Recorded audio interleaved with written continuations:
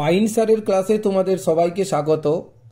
দেখো, আজ আলোচনা করব যারা 2025 সালে একাদশ শ্রেণীর দ্বিতীয় সেমিস্টারের পরীক্ষা দিবে তাদের জন্য ভূগোল বিষয়ে একটি গুরুত্বপূর্ণ ফাইনাল সাজেশন নিয়ে এসেছি।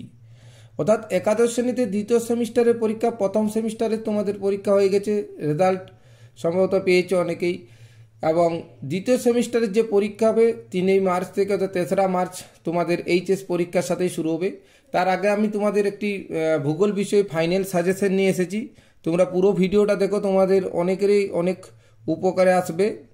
যারা এখনও আমার এই সোমনাথ পাইন স্যার ফেসবুক যে পেজটি রয়েছে সেটি ফলো করেনি, তাদের অনুরোধ করব অবশ্যই সবাই ফলো করে দেবে এবং আমার ইউটিউব চ্যানেলটি অবশ্যই সাবস্ক্রাইব করে দেবে।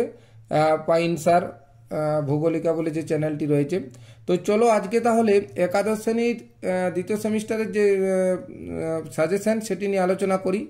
তো প্রথমত তোমরা ভূগোল বিষয়ে যে তোমরা অবশ্যই আগে জেনেছো ক্লাসে যে 5 নম্বরের প্রশ্ন থাকবে, 3 নম্বর এবং 2 নম্বরের প্রশ্ন।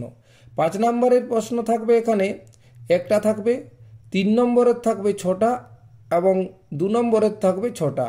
অর্থাৎ 2 নম্বরের 6 দুনে 12 এবং 3 নম্বরের 6 3 18, 18 12 30 এবং 5 নম্বরের থাকবে একটা। তাহলে প্রথমে আমি 5 নম্বরের যে প্রশ্ন, সেই 5 নম্বরের প্রশ্নের যে সাজেশনগুলো যেগুলো আসবে আর কি, একটা যে কোনো একটা আসবে এর মধ্যে, সেইগুলি তোমাদের সাথে আলোচনা করছি। দেখো, প্রথমত আছে 1 নম্বরে সমস্থিতি সম্পর্কে জন হেনরি পাটের তত্ত্বটি চিত্রসহ ব্যাখ্যা করো। খুব ইম্পর্টেন্ট প্রশ্ন। 2 নম্বরে হচ্ছে সমস্থিতি সম্পর্কে জর্জ এইরি তত্ত্বটি চিত্রসহ ব্যাখ্যা করো। 3 নম্বর বিভিন্ন প্রকার ভাঁজের ভূগাঠনিক উপাদানগুলি চিত্রসহ আলোচনা করো। 4 নম্বরে যে কোনো 3 প্রকার চ্যুতির চিত্রসহ গঠন আলোচনা করো। 5 নম্বরে মৃত্তিকা সৃষ্টির সক্রিয় ও নিষ্ক্রিয় কারণগুলো আলোচনা করো। 6 নম্বর হচ্ছে বায়ুমণ্ডলে উষ্ণতার তারতম্যের কারণগুলি আলোচনা করো। 7 নম্বর বায়ুর চাপ বলয়ের সাথে নিয়ত বায়ু প্রবাহের সম্পর্ক আলোচনা করো। 8 নম্বর হচ্ছে জেট বায়ুর সাথে জেট বায়ুর জীবনচক্র চিত্রসহ ব্যাখ্যা করো। 9 নম্বরে যান্ত্রিক আবহবিকারের প্রক্রিয়াগুলি চিত্রসহ ব্যাখ্যা করো।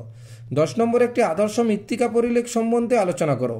আমি নিশ্চিত এই যে প্রশ্নগুলো, এই প্রশ্নগুলোর মধ্য থেকে তোমরা একটি কিন্তু অবশ্যই কমন পাবে। আমি পুরো সিলেবাস দেখে একদম পুরো পর্ষদের নমুনা যেসব প্রশ্ন দিয়েছে সেই সব দেখেই প্রশ্নগুলো করেছি। 5 নম্বরের প্রশ্ন এই যেগুলো দিয়েছি এইগুলোর মধ্যেই আসবে। এবার চলে যাব আমরা 3 নম্বরের প্রশ্নে। এবার দেখো 3 নম্বরের যেসব প্রশ্নগুলো, 1 নম্বর হচ্ছে মহীবিভাগ আর গিরিজনী আলোড়নের মধ্যে পার্থক্য লিখো।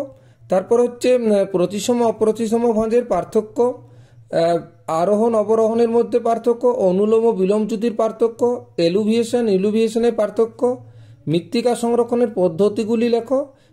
7 নম্বর বৈপরীত্য উত্তাপ কীভাবে সংগঠিত হয়। 8 নম্বর হ্যাডলি কোষ ও ফেরাল কোষ কীভাবে সৃষ্টির কারণ, জেট বায়ুর সাথে মৌসুমী বায়ুর সম্পর্ক। 10 নম্বরের শিল্প অবস্থানে জলবায়ু কাঁচামালের ভূমিকা, ভারতে খাদ্য প্রক্রিয়াকরণ শিল্পের উন্নতি লাভের 3টি কারণ। 12 হচ্ছে ভারতে কাগজ শিল্প গড়ে ওঠার কারণ। 13 কাঁচামালের অভাব সত্ত্বেও জাপানে লৌহ ইস্পাত শিল্প ব্যাপকভাবে উন্নতির 3টি কারণ। ছোটনাগপুর মালভূমি অঞ্চলে লৌহ ইস্পাত শিল্প গড়ে ওঠার কারণ। 15 পশ্চিম ভারতে বন্দর ভিত্তিক পেট্রো রাসায়নিক শিল্প গড়ে ওঠার কারণ। 16 হচ্ছে কোয়াটারনারি ও কুইনারি অর্থনৈতিক কার্যকলাপের পার্থক্য। 17 সড়কপথে পরিবহনের সুবিধা। 18 মৌসুমী বায়ুর উপর ওয়াকার সঞ্চালনের প্রভাব এবং 19 নম্বরে দুর্যোগ ও বিপর্যয়ের পার্থক্য। এবার 2 নম্বরের যে প্রশ্নগুলো দেখো, 2 নম্বরের গুলো হচ্ছে অভিকর্ষ বিচ্যুতি কি, প্রতিবিধান তল, সিমাটোজেনিক সমস্থিতিক আলোড়ন, ইউস্টেটিক আলোড়ন, নগ্নিভবন, ল্যাটেরাইজেশন, পডলাইজেশন, ইনসোলেশন, অ্যালবেডো, কার্যকারী সৌরকরণ, উপত্যকা বায়ুর ডোলড্রাম অথবা আইটিসিজেড, ওয়াকার সঞ্চালন, এলনিনো, পরিবহনের দোলক নীতি, পৃথিবীর প্রধান সামুদ্রিক মৎস্য আহরণ ক্ষেত্রের নাম লিখো। অনুসারী শিল্প কাকে বলে, সংযোজন ভিত্তিক শিল্প।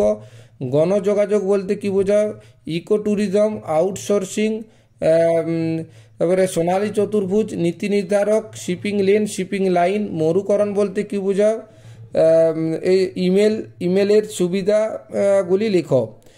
এই যে 3 নম্বর এবং 2 নম্বরের প্রশ্নগুলো বললাম, তো এইগুলোর মধ্যে কিন্তু আমি আশা করছি এগুলোর মধ্যেই তোমাদের পড়বে। তোমরা পুরো ভিডিওটা দেখো এবং তাড়াতাড়ি এগুলো তৈরি করে নাও। তোমাদের 3রা মার্চ থেকে পরীক্ষা শুরু হবে।